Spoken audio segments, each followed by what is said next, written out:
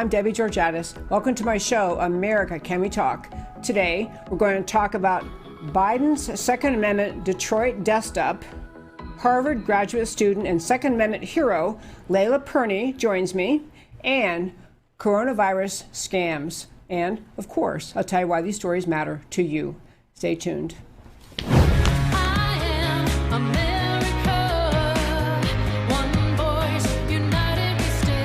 Debbie Georgatos, host of America Can We Talk, is an author, attorney, and political analyst whose mission is to inspire the American political conversation about preserving liberty in the best country on earth. And hello again and welcome to America Can We Talk and to today's First Five. I'm Debbie Georgatos. I know it happened a few days ago, but I had to save the story for the most interesting interview we'll have in the next segment. I want to talk about Joe Biden's little dust-up when he was on the campaign trail in Detroit and encountering a Detroit worker, a union worker, who simply wanted to ask a question. I'm going to first ask Matt, the very wonderful producer, to play clip one of Joe Biden interacting with a potential voter. Probably didn't make a great impression. Here you go.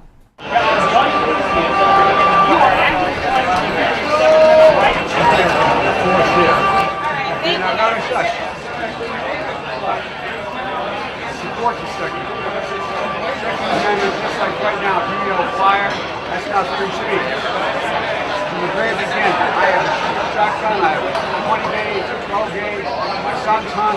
Guess what? You're not allowed to own it anyway. I'm not taking their gun away at all. You need 100 rounds and you no. I did not say that. That's not true. I did not say that.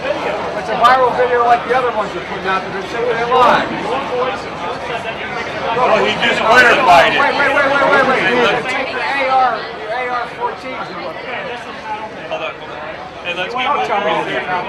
There's a lot of guys wanting. I'm not worried. Okay, folks, I'm going to tell you, if that were a Republican who was in the middle of a campaign event blasting a potential voter who just wanted to ask him a question, of course, the media would still be talking about and leading every news story all day long with that story. Fortunately, that has been captured and the conservatives can share it. I'm going to hit a couple quick points about Joe Biden as your potential president. Number one, the fact is, his campaign has hired, a newly hired campaign manager, formerly Beto O'Rourke's campaign manager, who has openly advocated for taking away people's weapons. That's who he chose to hire. Secondly, there was a clip from when Joe Biden was speaking the day that all the other all the Democrats conceded, or virtually all of them except for Bernie, conceded and got Beto O'Rourke up there, and Beto's rah-rahing. And Biden did have very specific language he used about how Beto was going to be in charge of his gun policy. And so I make those points to say Joe Biden didn't have the backbone to just be honest, to say, yeah, I may have a different view from you, stranger here in the Detroit auto plant. You know, I believe X, I believe this, I believe this. Joe Biden didn't have the moral courage to say what he believed in. He acted like a seventh grader who got into a fight in the locker room, and here are the kind of things he actually said to a voter. He said, "You are full of," the S word, only he actually said it. He actually said to him, again, like a seventh grade boy in a locker room, "Don't tell me that, pal, or I'm going to go outside with you, man." Like he's threatening, "You want to take this outside?" Like a seventh grader. This is a man who would be your president. He also, when the person confronting him said, "Actually, you work for me." He said, "No, I don't. I don't work for you." The attitude, and it was just this little interaction with Joe Biden, is a window on mental immaturity, perhaps a touch of mental senility, or more than a touch, and just a flat-out dishonesty about what he stands for. Why not get strong. I mean, Biden's going to get all of the anti-gun vote, the anti-Second Amendment vote. Why not be strong? Why not say, yeah, you know, as a matter of fact, I believe only limited things. I believe I should take away this, whatever it is he wants to say. He can't bring himself to be honest. Instead, he made a bunch of fairly childish and idiotic comments to this guy, who then made the following video. Wrapping up today's First Five, we'll show you the man he was talking to didn't go away peacefully. Jerry Wayne, a Detroit auto worker, made this video for all of us to understand how he sees Joe Biden. I am the union worker that Joe Biden tried to intimidate. Bullshit. Don't be such a worried. Your AR-14s are what. Joe Biden wants to take my AR-14. Let's just not tell him what it really is. AR-14.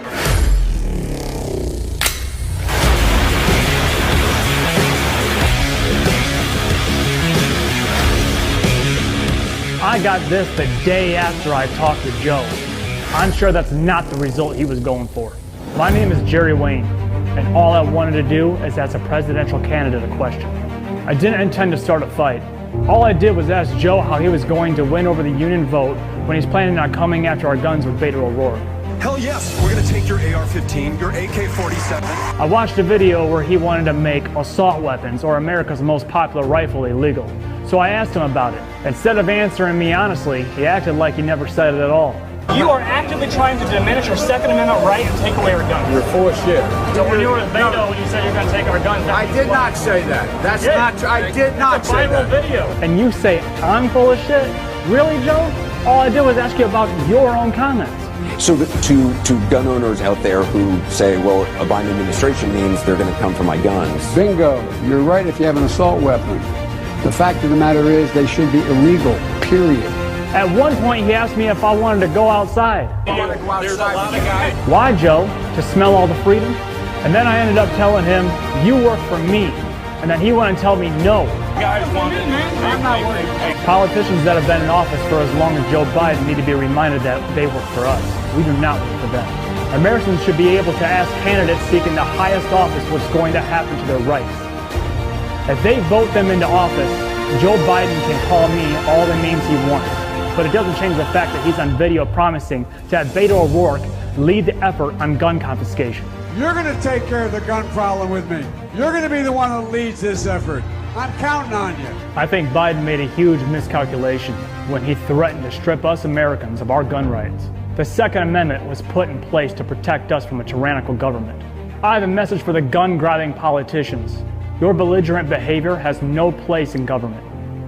And you will never, I mean never, touch our guns. Okay, folks, you gotta love that. Joe Biden probably didn't realize he was talking with someone who would take the battle back to social media. Obviously, the ad we were just playing is an NRA ad, but it's a fabulous video telling Joe Biden and the Democrat gun grabbers that actually America will stand up against the effort to seize our weapons. And that, my friends, is today's First Five. As I mentioned at the start of the show, we have a guest joining us in studio. It's Harvard graduate student, I actually think I called her Second Amendment hero, Leyla Pirnie, and she's here in studio. And welcome, Leyla. Well, thank you so much for having me. I'm so glad you're here. And a lot of America heard your story, but in case some of our listeners didn't, or just want to remind them about it, you were a graduate student in Boston, yes, at Harvard, living off campus, and you had a bit of a difference of opinion with your roommates about your possession of a gun. Will you just tell the story, tell what happened? Sure. So basically, I was living in Boston with 6 other women that I didn't previously know. I didn't know anybody in Boston, so I thought this will be a great way to get to know some folks. And basically, I went home for a weekend back to Alabama. And when I came back, my roommates told me that they had searched my bedroom. But it searched your bedroom? Searched my bedroom without any prior consent from me. And they said that that was because I'm from the South. This was kind of during the Kavanaugh hearings, and I was pretty silent about my political beliefs because I was in Little Russia after all. So basically they said that my silence during Kavanaugh hearings and the fact that I was from the South, they thought I might be a Republican. So They saw my Make America Great Again hat in one of my drawers and decided to search my room to see if I was in fact a Republican. They ended up finding out that I had legally owned guns and ammo, and they weren't happy with that. So they told me to move out, and they said if I don't move out, they would talk to my landlord, try to get me evicted. And ultimately, my landlord had the police come search my room, which I invited them in. I wasn't hiding anything. And the police said, look, everything is legal and safe. There's no need to be concerned here. And my landlord said, despite the fact that everything is legal and safe, we would like for you to move out because some people are uncomfortable. And if you don't move out, you'll owe me $6,000 plus a month in rent if the girls decide that they want to leave. So that's how he's able to coerce you, because he's implying that you drove them out if they would move out. Right, exactly. Okay. Exactly. There's so many elements to this story. I do want to get to the guns, but for just a moment. So I do understand. Would you call it Little Russia, Boston? Little Russia. I would consider that Little Russia. So you're in graduate school. I'm sorry, second year? Were you racking me up? Or? First year. I was just there about 3 months when all of this started to happen. So the girls and I, we had great rapport. We had never had any arguments. And so it was pretty shocking to come home and find that out. And they had searched your room because they thought you weren't animated or upset enough during the Kavanaugh hearing. Is that the reason they gave? That's one of many reasons that they gave. It's one that stuck out to me. And just saying that because I'm from the South, I might be a Republican. This is all based on the premise that I might be a Republican. I never outwardly said anything about any kind of policy or political arguments, so. And the Make America Great hat was in a drawer in your room? In a drawer.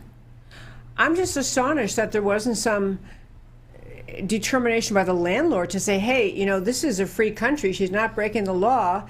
He just saw they're going to move out and it was a hassle to him to get new people in. Is that what he's... Exactly. I think that he saw how the numbers stacked up against me, and he thought, well, I've got to keep more people in the house than just this one girl who is a conservative. And I think the decision on his part was easy until I went on Fox News about it. And I think that kind of got him to stop and think about the consequences of what happens when you want to limit somebody's rights. So you went on Fox News about it, but did you end up you moved out eventually? Eventually I did. Okay, but you moved out because it was just not worth the battle with them? Is it? It's not so much that. I got tired of being in an environment, not just in the house, but in Cambridge as a whole, where people are quick to victimize themselves. They're quick to call anybody racist, sexist, deplorable. And I just got kind of bored with that kind of mentality. Being from the South, I think that you get raised with this kind of upbringing that says you're going to pull yourself up from your bootstraps and you're not going to complain. You're going to get your work done and be on your way. And that wasn't what I found in that community, and it just wasn't conducive with how I want to live my life. Wow. So did Harvard get involved? Harvard, the school, get involved at all? No, not at all. Fortunately, I can take my classes online here in Texas and still finish up, graduate with my degree, and be on my way. Well, I'm glad for that much. But, actually, now all of Harvard's doing their classes online. Exactly. Everyone's out. Yeah. Wow. Well, this is an interesting thing because on the Second Amendment, we watched that tape a moment ago with Joe Biden. I think a lot of people think that it's mostly men who care about the Second Amendment. I mean, whether they're hunters or, there's a political element, or they're hunters or they're just, I want it in my home as self-defense. But you're really comfortable with guns. Tell me about your growing up life. Did you have guns a lot when you were growing up? Absolutely. My father and I spent a lot of time, a lot of afternoons in the backyard shooting. We had a farm, and I think it was really important to him that I learned why we have the Second Amendment and how it protects us from tyranny, but it also protects us from just we get to have self-defense in that form, and it was really important to him that I learned what it meant to be responsible and to be safe. So my upbringing was totally centered around responsibility and personal individual freedom. So you handled many different kinds of guns growing up, is that right? Mostly handguns, mostly pistols, and some shotguns, some rifles. I was never a big hunter or anything, but I certainly do enjoy it. But mostly it was about practicing being safe. Yeah. Also you mentioned your dad talked to you about the idea that the Second Amendment is there not just to protect your home, but to keep the balance, or my words for it are the balance of power between the government and the people, to prevent tyranny. Can you tell me a little more what your dad taught you about that? Sure. Well, I think my support of the Second Amendment is really three-pronged. So first and foremost, I'm American, and I'm really proud of that. And both of my grandfathers fought in World War II. And so as a beneficiary of their sacrifices, I think it's so important. It's one of my biggest duties to protect and preserve our rights, and that starts with the Second Amendment.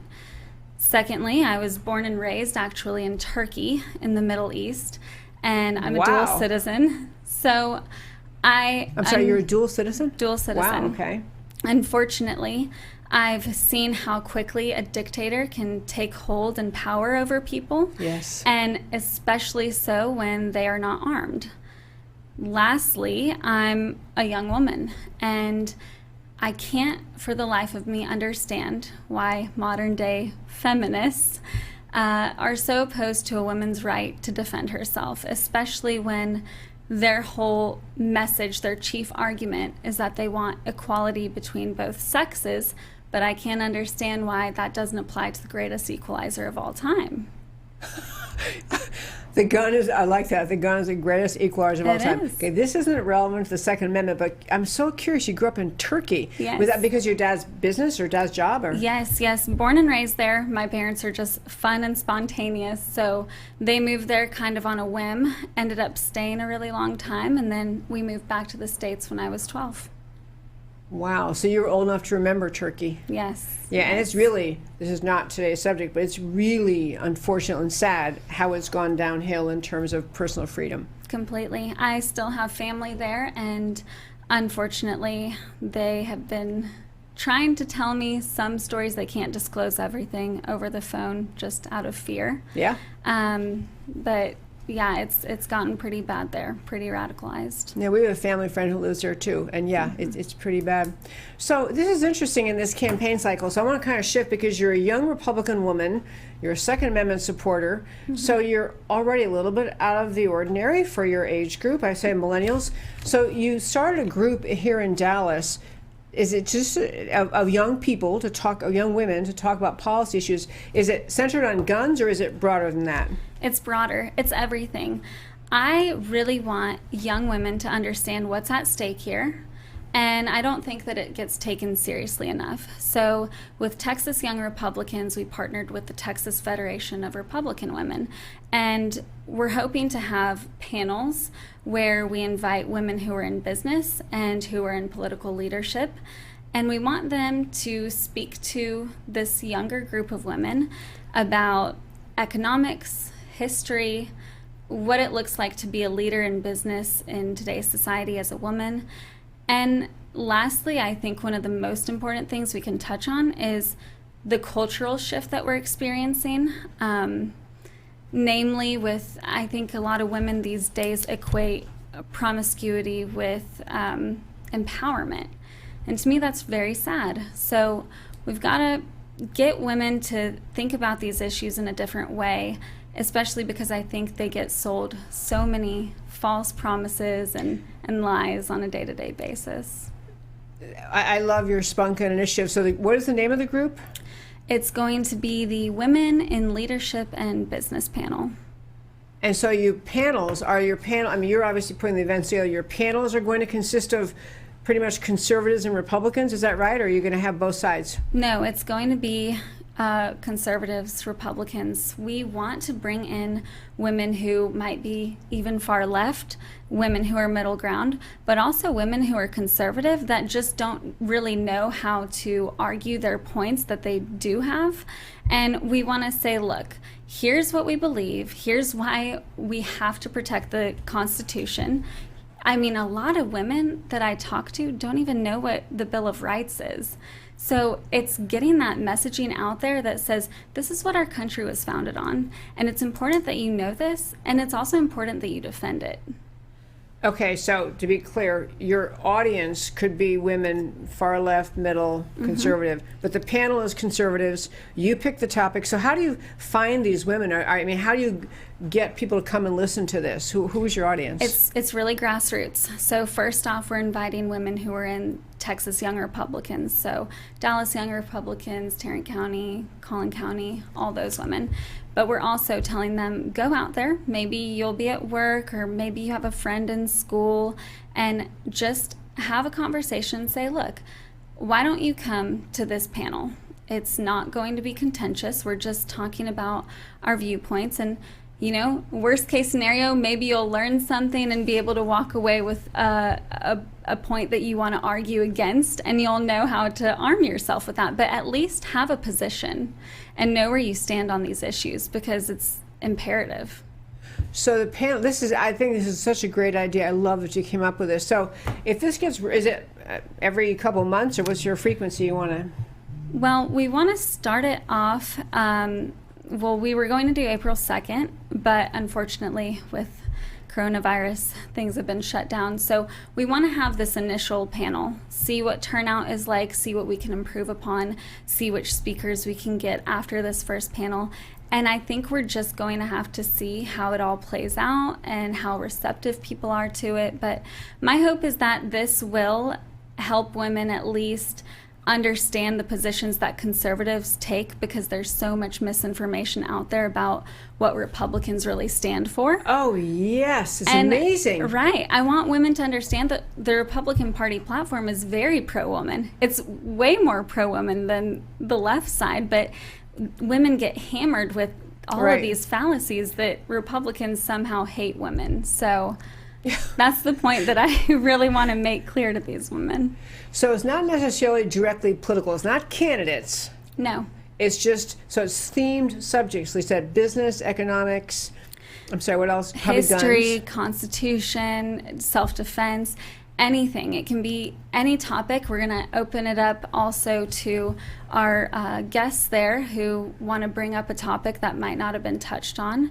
And we really want to make it conversational. That sounds good. It's a Q&A. Mm-hmm. Yeah.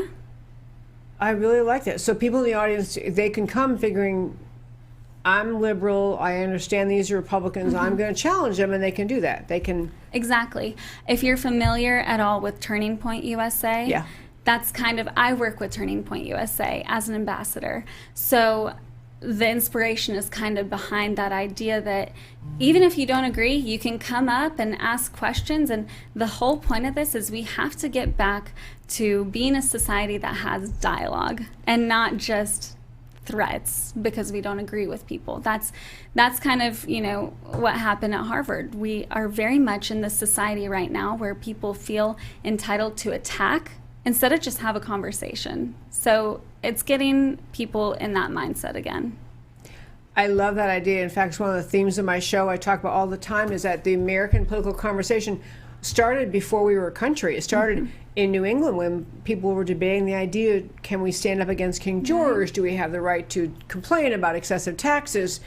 And I mean, those conversations gave rise ultimately to the Declaration of Independence, this kind of laying out, yes, we do have these rights simply because we were born. Exactly.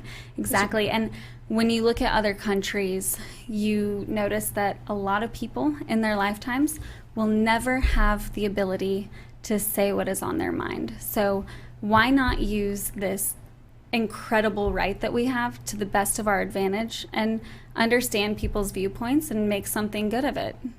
So it's not a membership organization, is that right? No. We do hope that having Texas Young Republicans and Texas Federation of Republican Women sponsor this, that will gain membership on both sides. But a big part of this also is driving up the numbers for voter turnout. We want people, I think that if you make your rights personal to you, then you have much more of a chance of getting out there and engaging with your community and wanting to talk about these things, and then ultimately voting. So hopefully we'll increase voter turnout for Republicans and get the ball rolling there. I just love this idea. So once you get this going, I mean, it seems like the kind of idea this could be a template of that could occur in other states. Other Leyla Pirnies could say, and some say, I could do that. I mean, really, don't you think? Well, I hope so. I hope that's what it inspires. I think a lot of young people are really yearning to have conversations like this, and they just don't get that kind of forum to be able to do it. So then they take out their aggressions on college campuses or against their parents, professors, against whatever it is. Against their roommates. And so the whole point of this is really to say, all right, you have your time to talk. What do you want to say? Do you have a real opinion? Let's hear it. Yeah, it is such a shame how much of our political conversation, and it's in the form of protest marches where if you are there to chant a slogan, and then the opponents are along the side and they're chanting their slogan, and even college campuses, you hear about the conversations where you may have a speaker come and those opposed to the speaker, all they're doing is yelling or chanting no or calling them a hater, all this hater and bigot language. Right. It is actually depriving everyone of understanding each other. Well, I think that especially when you look at college campuses, it's really sad what's happening here, because everything that the left disagrees with, they want to categorize it as hate speech. Right. So then you get into that slippery slope of saying, okay, well, we can't ban speech, because then nobody's ever going to hear ideas from the other side. And it also hurts people on the left. This is what I can't understand. It hurts people on the left to not hear our arguments, because I think the best way to debate somebody is to see how exactly they're thinking, why they're thinking it, and then be able to refute what they're saying with your own logic and statistics and data. So is there a website yet for this group you're forming? There's not. We're just going to be advertising it right now through Texas Young Republicans, through Texas Federation of Republican Women, and hopefully after some success that I anticipate, we'll start building it out, and maybe you're right. Maybe it'll be a nationwide thing, hopefully. Well, that would be a great idea. I mean, a website, and there's no Facebook page for it either right now. No, not right now. Not right now. We're just getting the ball. We actually just started talking about this a couple weeks ago. So we're in the building stages. We're breaking ground here. Yeah, exactly. Okay, so now I'm going to have to track you down again after this gets going, because well, such a great idea, and the idea, even people listening today, you could be thinking, well, maybe they wouldn't do it in such an organized way as you have, but you can do this, stimulate people to have a conversation, to listen to each other. Right. Yeah. It doesn't need to be contentious, and like I said, there's so much on the line, especially when we look at Second Amendment rights dwindling in front of our eyes. I'm seeing right now, on both sides, Republicans and Democrats, supporting things like gun-free zones, red flag laws, extended background checks, universal background checks. And I need people very badly to understand what exactly that's doing. Confiscation is already here. Oh, in Virginia, actually, I don't know if it passed in Virginia. I think it got dropped, didn't it, in Virginia? Right, it did. Yeah. So actually, though, we're seeing, even through just red flag laws, what that's done in New Jersey, Florida, Maryland. We're seeing thousands of guns already confiscated. People say all the time, oh, that'll never happen in the States. It's happening before our eyes. So actually, this is, quick check where we're on time. On the red flag laws, the gist of that, I believe, and please correct me if I'm wrong, the gist of it is that if you are concerned about a loved one, a neighbor, someone you know about, and you think, this guy over here has a gun and I think he's a little bit dangerous, it is a short-circuited way. You go and get a court order, I guess, and to say, there's some process, and they decide this person's gun should be taken away. Yes. So what is it? So you're obviously you're not support of that. No, because it totally eliminates a person's right to due process. Yes. Okay. And these court orders, by the way, are happening within 1 day, 84% of the time. How often does justice move that swiftly? Yeah. It doesn't. Yeah. So this is really something we need to be keeping our eye on. Why is that happening so quickly? So yeah, definitely. I'm definitely opposed to this. You should not, based off of what somebody says, have your right taken away. Because just like we witnessed with Brett Kavanaugh, people can say some things that may or may not be true, and you shouldn't. I mean, the court of public opinion is no authority over your rights. Absolutely true. Wow. Okay, Leyla, I honestly am so inspired both by your bravery, your standing. Thank I you. mean, I suppose back to your Massachusetts situation, you could have said, okay, if I get rid of the gun, but you weren't even thinking about negotiating about, well, no. can I make you happy? You understand your rights and you wanted to hold on to them. Absolutely. Yeah. So Leyla, thank you so much for coming in today. This is just incredible. I'm going to Thank follow up you. with you. I would love to have you on again and hear about how your next meetings go. Would love it. And thanks so much for joining me. Thank you. Okay, folks, I tell you, this is a great thing. I was hoping to tell you at the end, oh, we have a website. I guess there's not a website, but this will be a story we will be following, and I urge you to, I just think it's a great, great idea to have these kind of political conversations about gun rights and a whole bunch of other rights, too. It's the only way we actually come to understand each other. So, last story for today on Corona scams. I promise every show we do will not be about the coronavirus. I'm tired of the coronavirus. I'm not tired of it. I want it to be solved with many issues. But I thought it was the most amazing thing, whenever there's a fear out there, there's going to be a crisis. There are people taking advantage of that fear.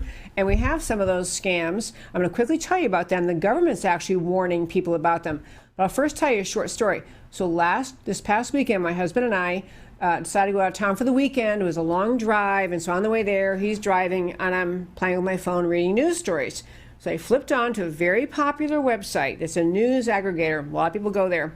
Top story said Rita Wilson, who is Tom Hanks' wife, and you likely know Tom Hanks and Rita Wilson have been in the news. They've acknowledged that they contracted coronavirus. They tested positive for coronavirus. They're in the hospital in Australia. The top story in this popular news aggregator said, Rita Wilson passes on from coronavirus in hospital. And I thought, oh my gosh, that's horrible, and quick reading the story. And then I turned to my husband to tell him, and he's driving, and I'm telling, I can't believe this. And then I refreshed my phone, and the story was gone. It was there momentarily, but someone went to, it was false, to be really clear. Rita Wilson not only is recovering nicely in an Australian hospital, she put out some cool thing today, or a couple days ago, that was about music. She's saying, well, while you're in forced quarantine, forced isolation, why don't we try to think of some of our favorite songs, our favorite music? And she put a little playlist together and things. She's just interacting with the world while she's quarantined and saying, this is what I came up with. Aren't these fun songs we could be singing? But the point is, someone went to the effort of making up a false story. And I'm going to tell you, this website I was at, this is a very popular, very mainstream, very professional. I mean, you never see, crazy conspiracy stories there. Very substantive website. But they had been duped by someone who made up that story, made up a link, and ran through some basic facts, none of which were true. And, we were talking after we realized the story was gone, and we actually double-checked, and she's alive and fine. What would motivate someone to do that? Why would someone go to the trouble to make up a story about Rita Wilson, with the coronavirus that she passed on? And the answer is there are many, many people out there who want people to be in fear. They want you to feel fearful, to feel panicked. The death of someone who is famous, is well known to the world, who's, out there in public with her acting. The idea of someone like that passing on would, A, help spread fear, but B, it helps spread the mindset among people that because this happened and because this validation of how serious coronavirus has happened, that you, the citizen, should just simply submit to anything the government wants to do. We talked about in the show, this topic on the show a couple days ago. There is, in the left-wing world, nothing they like better than finding more and more ways to control the freedom of the people, to be the nanny state, to restrict movement, to control people. I am not saying that every step taken to protect us from the spread of coronavirus is evil and bad. I mean, public have to make decisions. The public sector has to make decisions about public schools and entities like that.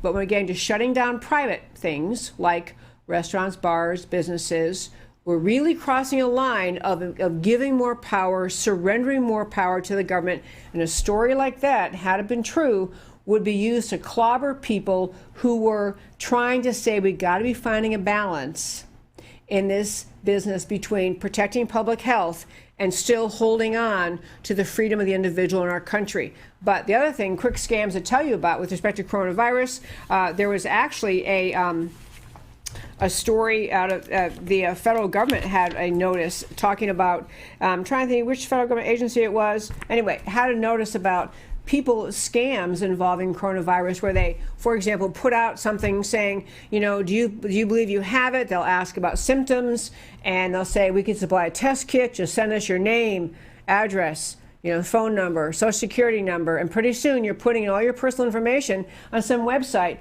put together by some scammer who will very soon be cleaning out your bank accounts. So the government's warning about all sorts of scams, all sorts of fake presentations by people online saying how they've got some homebrew solution or homebrew vaccine. There is just a sad commentary on the state of humanity, but there will be people taking advantage of this coronavirus, taking advantage of your fear, planting fear, encouraging fear. So they have the whole story about the idea of people being lured into giving information. This is my happy warning to my listeners. The government is not asking information online. They're not emailing you. They're not putting websites up saying, hey, send in every bit of information. The government's put about yourself personally. They're putting out information. They're trying to make test kits more available. They're trying to make them available in a broad variety of places. If people believe they have been exposed, there will be test kits available. They're working on vaccines. They're doing a lot of things. They're not out collecting personal data. If someone's doing that, it's because they're trying to scam you. And not only am I telling you, I'm urging you to tell your mother and everybody else, more senior citizens or others who might be easily duped by these kind of scams. No shortage of people to take advantage of a crisis.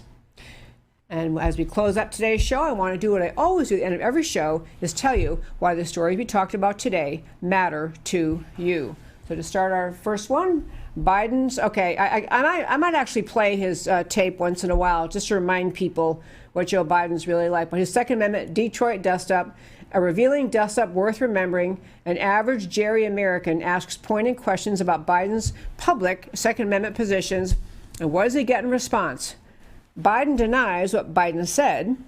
Biden denies the idea that an elected official works for the people. Biden bullies him, threatens to take this outside as a fight, as if he's a seventh grader. No straightforward answer, no persuasion, no courage to speak his positions clearly. Biden is a bully. This is Joe Biden illustrating he is not a moderate and he's not a statesman. He's a typical bullying leftist who wants power over people. Reject Joe Biden for president. Now on the corona scams, why it matters to you.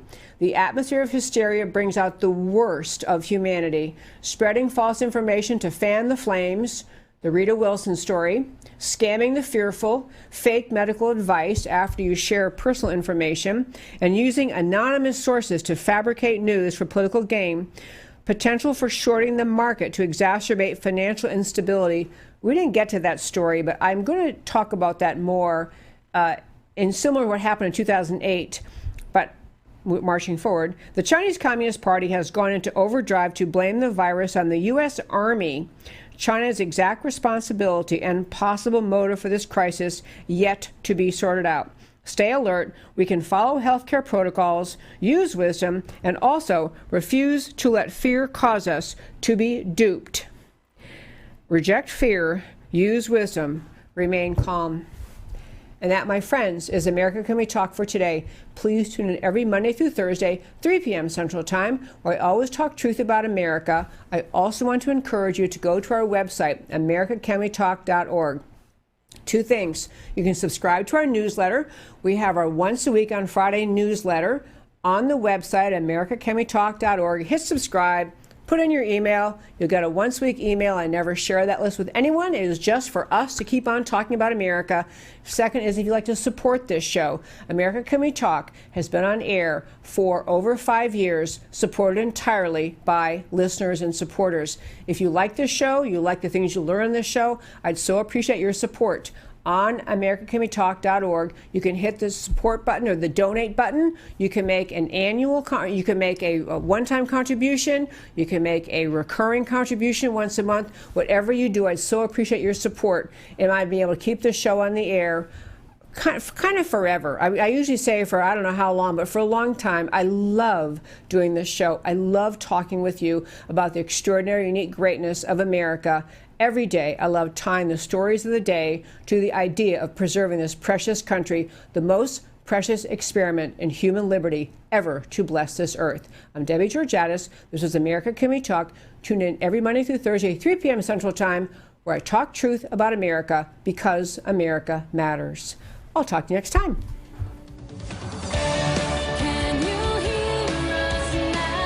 America Can We Talk? Truth about America. Can you hear?